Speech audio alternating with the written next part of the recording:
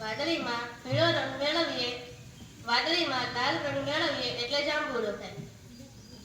લાલ રંગમાં પીળો રંગ મેળવીએ એટલે નારંગી થાય. વાદળી રંગમાં લીલો રંગ મેળવીએ એટલે માસ્તર આમ ગોખવ્યા કરે એટલે ખોટું. યાદ તે કેટલું રહે? હું તો ગણિત ગોખું કે ઇતિહાસ ગોખું? અમારે તો ભણવું કેટલું? એક કડકડાટ પાકું કરું તો બીજું મગજમાંથી ખાલી કમ થઈ જાય છે. અમારે તો ભણવું કેટલું, જાણે રમવાનું તો નામ જ ન લેવું. હું તો હેરાન થઈ ગયો. આવું ભણતર તે કોણે બનાવ્યું હશે?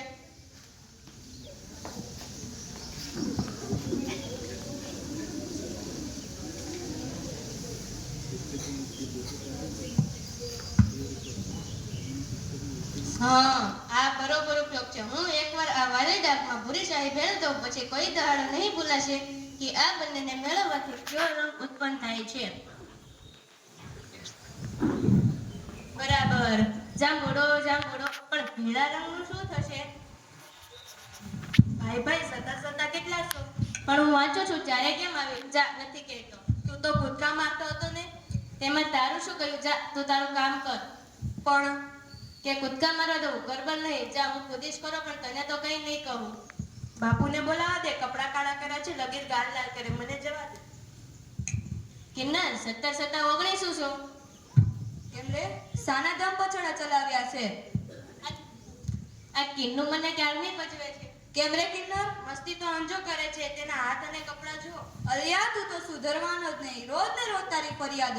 એક દી બારીનો કાચ ફોડે તો બીજા દિવસે દવાની બાટલી ફોડ. આજે શાહી ઢોળી, કપડા બગડે, આખા ઘરમાં ડાઘા પડે.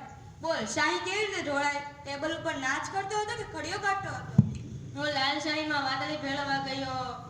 એટલે તો કહી ને હુન્નર કરતો હતો. ના, હું ખાતરી કરતો હતો કે એ બંનેને મેળવવાથી જાંબુડો રંગ થાય છે કે નથી થતો. કેમ, રંગરાણિયા નોકરી લેવી લાગે છે? બેસ, વાંચવાનો એ વાંચ.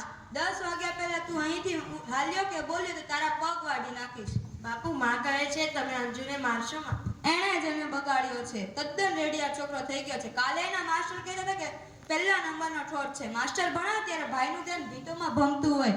ફાવે તો ઊંઘી જાય, ન ઊંઘે તો બાકડા બગડે. વ્રતને બાકડે ભાઈનું નામ કોતરાઈ ગયું છે. તારી માને મોટા ભાઈના પરાક્રમ હતો કે વળી ચોપડી માથું ઊંચું થયું. આજે તારે માથે મોત ભમતું લાગે છે. આપણને એમ કે બાળકોને ક્યાં કલેશ કરાવે, પણ આ તો મોઢામાં આંગળા નાખીને બોલાવે છે. ચાલ, માવતરપણું પણ રહેવા નથી દેતા. કિન્નરી કાલે કહેતી હતી કે તું વીજળીના પંખામાં અડપણું કરતો હતો, ક્યારેક આંચકો લાગશે તો. પણ બાપુ, અમને તો આંચકો લગીરે નહોતો લાગતો. હવે તું એની બહાર દા, બધાયને બગાડવામાં સમય જશે. હવે મારે કડક થયા વિના નહીં ચાલે. અંજુ, ચાલ ઊભો થા. આજથી બધું બંધ. તારે મસ્તી કરવી હોય તો તારે મોસાળે ચાલ્યો છે. અહીં તો બસ ભણવાનું ને ભણવાનું. તે મસ્તી કરી છે તો માર્યા વિના નહીં મૂક. આજથી બધું બંધ. લખોટા ભમરડા પડ્યું બધું મને સોંપી દે. સાયકલ ઉપર બેઠો છે તો તારી વાત છે. લખોટા ક્યાં ગયા? ખોવાઈ ગયા. કે મોટા બા એને દઈ દીધા? બીજું શું છે જોવા દે. કશું નથી. જોવા દે. આનું શું કામ પડ્યું અંજુભાઈ? એકાદ મગજમાં ખોટ ચસકી જાય તો બોલ. તો કેમ નથી? આ મોઢામાં મગ ભર્યા છે. આ હથોડી હું કામ લીધી હતી? એ આ જરા ખુરશીના પાયા ઢીલા થઈ ગયા હતા તે તું ક્ષમા કરવાનો હતો. સુથારને ને અવતાર લેવો હતો ને. આવો તું દોડાયો ક્યાં સુધી રહીશ? મારે તારા નામનો કેટલો કકડાટ કરવો? ચાનંચુમાં બોલાવે છે. જા, એની સોળમાં સંતાપ. બાળકોનું ભવિષ્ય એમની માઓ દ્રક ડોળે છે. પ્રભુ પ્રભુ.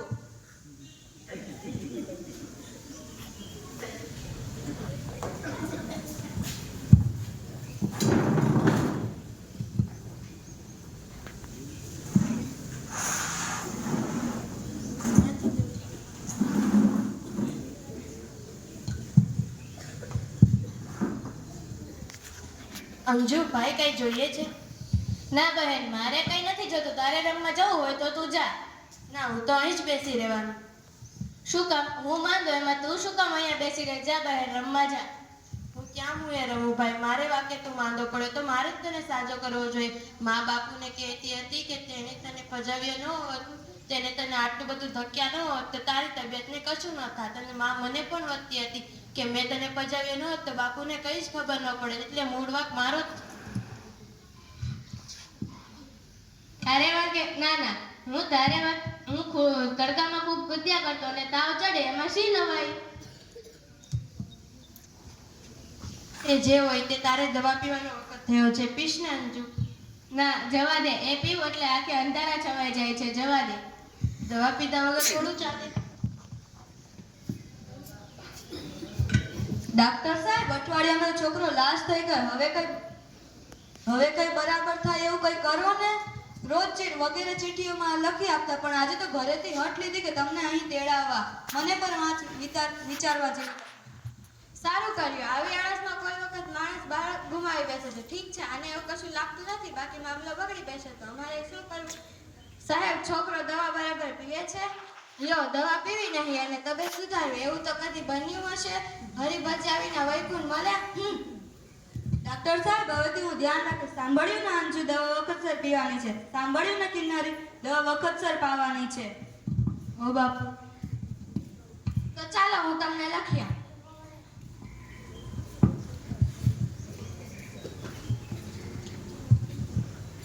અંજુ, ડોક્ટર સાહેબે તારી નાડે તો ન તપાસી. સારું કર્યું, હવે હું દવા ઢોળી નાખવાનો. એવું તો થાય.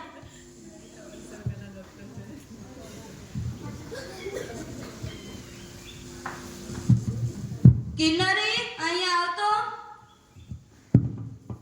જા, માં શું કહે છે? આખો દી અહીંયા બેસી રહે છે અને એને તો કઈ મદદ જ નથી કરતી. જા. હા, આવી માં. હું હસતો નથી એટલે માં રડિયા કરે છે, હું બોલતો નથી એટલે બહેન ગંભીર બને છે, પણ હું શું કરું? મારો આનંદ જ મરી ગયો જ્યારે જીવન જ જતું રહ્યું. ભાઈ પાસર કાકા આવ્યા છે. હે, એ ચાલ, ક્યાં બેઠા છે? હમણાં જ અહીંયા જવાના છે. માં તને તારી જ વાત કહેતી હતી. તેની પેટીમાં તો શાશા રમકડા લાવ્યા, જાણે રાતને દિવસ રમ્યા જ કરીએ. ભલે ભાસ્કર કાકા આવ્યા, ભલે રમકડા લાવ્યા, પણ એને ક્યાં ખબર છે કે બાપુ એની બધી બંધી કરી છે? તું જોજે તો ખરો, તેઓ બાપુને કહી દેવાના છે આપણને મારે નહીં ને વઢે નહીં, બસ રમવા જ દે. હું અહીં આવી તારે માને પણ એ જ કહેતા હતા. તું સાચું કહે છે કિન્નર? તો બીજું જોઈતું તું શું?